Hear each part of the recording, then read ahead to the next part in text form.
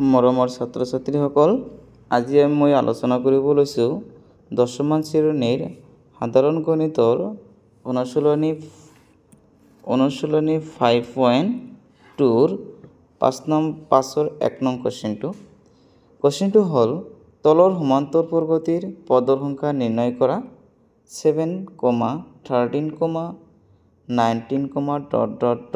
205। ইয়াৰ পৰা আমাৰ পদৰ সংখ্যা নিৰ্ণয় কৰিব লাগে। গতিকে ইয়াত আমাৰ দিয়া আছে a = প্ৰথম যিটো পদ আছে এইটো হ'ব আমাৰ a ৰ মান অৰ্থাৎ 7। তাৰপিছত d উলিয়াব লাগিব। d হ'ল দ্বিতীয় পদৰ পৰা প্ৰথম পদ আমাৰ কি কৰিব লাগে, মাইনাছ কৰিব লাগে। ইয়াৰ দ্বিতীয় পদটো হ'ল আমাৰ 13, 13 মাইনাছ প্ৰথম পদ হৈছে আমাৰ কিমান 7, অৰ্থাৎ 13ৰ পৰা 7 বিয়োগ কৰিলে হ'ব 6।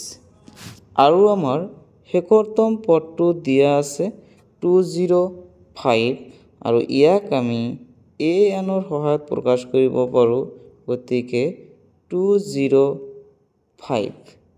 আৰু যিহেতু পদৰ সংখ্যা নিৰ্ণয় কৰিব কৈছে, গতিকে আমি an ৰ মান আমি হৰ বুলি লিখিম, অৰ্থাৎ an হ'ল পদৰ সংখ্যা বাহিৰ কৰিব লাগে। অতএব আমি জানো যে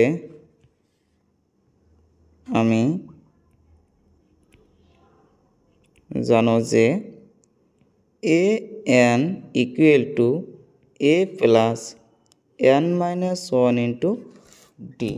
an = 205, যিটো ওপৰত দিয়া আছে 205 an ৰ মান ইকুৱেল টু a এর মান হ'ল 7। এর মান হ'ল 7, গতিকে আমি এর মান 7 বহাম plus n minus 1 into d, ডির মান হ'ল 6। আমি ডির ঠাইত কি বহাম 6 বহাম। অতএব 205 = 7, যেহেতু এফালে প্লাসৰ আছে ইকুৱেল টু এফালে আহিলে হ'ব আমাৰ minus equal to n minus 1 into 6।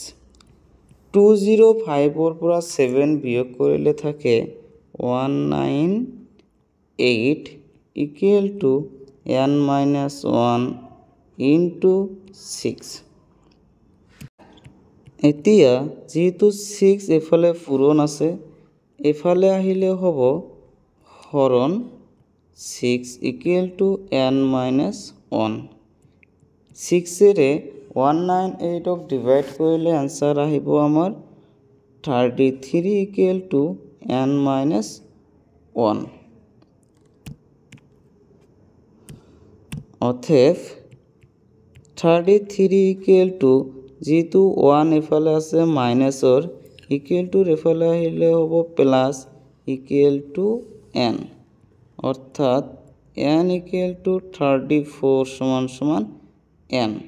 This equal n equal to 34। ইয়ে আছিল আমাৰ প্ৰদত্ত কোশ্চিনৰ সলিউশন। আশা কৰি ছাত্ৰ ছাত্ৰীসকলে বুজি পাইছে।